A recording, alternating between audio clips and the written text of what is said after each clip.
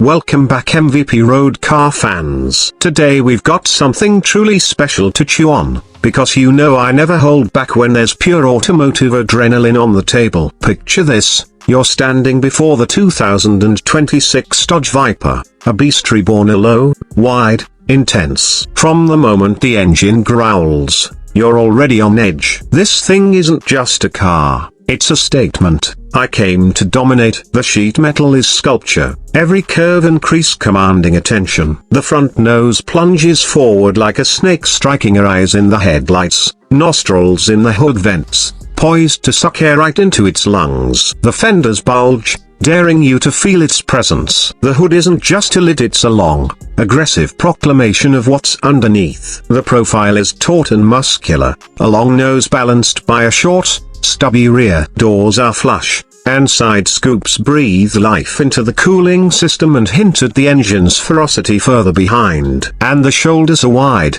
braced, ready to grapple with asphalt to magnify the Viper ethos of raw power. Look closer and you'll see carbon fiber bits are splitters, blades, even side skirts are dramatically hinting at grip and downforce. The rear spoiler arches like a cobra's hood as it rises, framing those massive quad taillights which glow at dusk like twin embers. And the exhaust tips, oversized, savage, roaring with unapologetic intent. It looks fast even when stationary, a predator posed at rest. The paint choices are deep matte blacks, vibrant racing yellows, molten metallic reds who offer personality but never compromise the underlying aggression. And those forged wheels, wrapped in staggered wide tires, speak to purpose, carving corners at speed, crucifying the tarmac. Now you slip inside. The door shuts with a solid thwack, sealing you into a cockpit that blends analog grit with modern performance intent. There's no fluff here. It's a low seating position,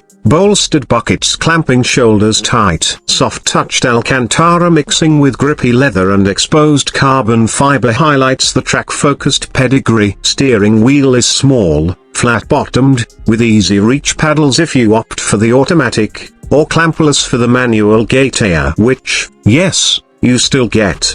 Behind it, a configurable cluster, digital speed and rev gauge as default. But this being a Viper, you can click over to a raw tachometer stage, massive number readouts, shift light strips blinding you at redline. Center console is simple, mode dials, launch control toggles, traction cutout buttons, maybe a hidden start button that glows red when pressed. A pure theater. You feel in control, not pampered but connected. Storage is minimal, but who cares? This car's about connection, sensory assault, driving purity. The seats don't mold gently, they grip. You sit low yet forward, legs long out front, paddle or shifter within clear reach.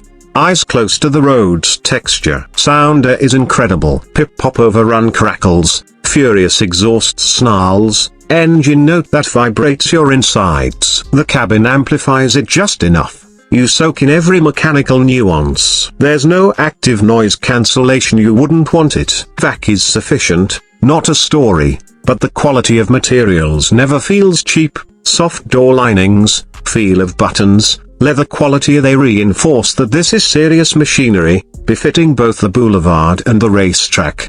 Now, performance. Buckle in. Under the long sculpted hood sits a 8.4-liter V10A, heralded as one of the largest displacement engines in production, retuned for 2026. Power ratings? Think north of 800 horsepower. Torque hefting well above 700 pounds-feet. That's borderline warp drive. The throttle response is immediate, explosive. First stomp and the rear tires howl in protest, wheel spin flirting with control until traction systems intervene. The new active suspension system tightens, the steering sharpens, and suddenly you're pinned to your seat in a perfectly balanced fury of speed. Hit 60 miles per hour in roughly 2.9 seconds. Sprint to 100 miles per hour before lesser supercars hit 60. Top speed somewhere over 210 miles per hour, with aerodynamic tuning and stability to match. But more impressive is how it corners,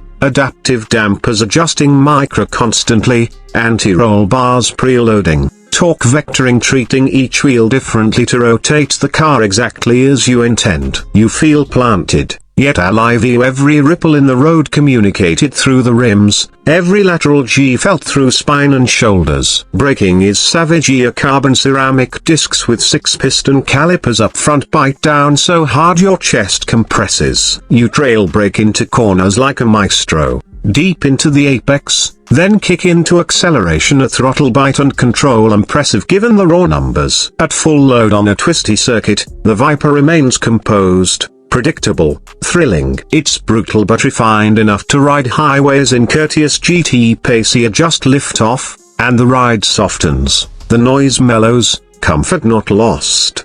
What about pricing? Now here we strike reality. The 2026 Viper isn't cheap. Base MSRP starts around $220,000 in the U.S.A. A serious chunk. But add performance pack, carbon fiber aero, upgraded Brembo carbon ceramic brakes, the two-tone leather, Alcantara interior, stitching, wheel upgrade, so you're pushing $280,000 or more. Special edition track versions, expect $300,000 plus, depending on bespoke options. In Europe, pricing will be higher. Import duties and VAT pushing numbers north of A negation 250,000 for base models, A negation 325,000, A negation 350,000 for loaded track specs. Value, subjective. But when you think of everything this delivers, a giant V10, manual transmission, if you want it, street legal savage performance, it feels like a tactile, visceral experience money can still buy, not something hidden behind autopilot and screens.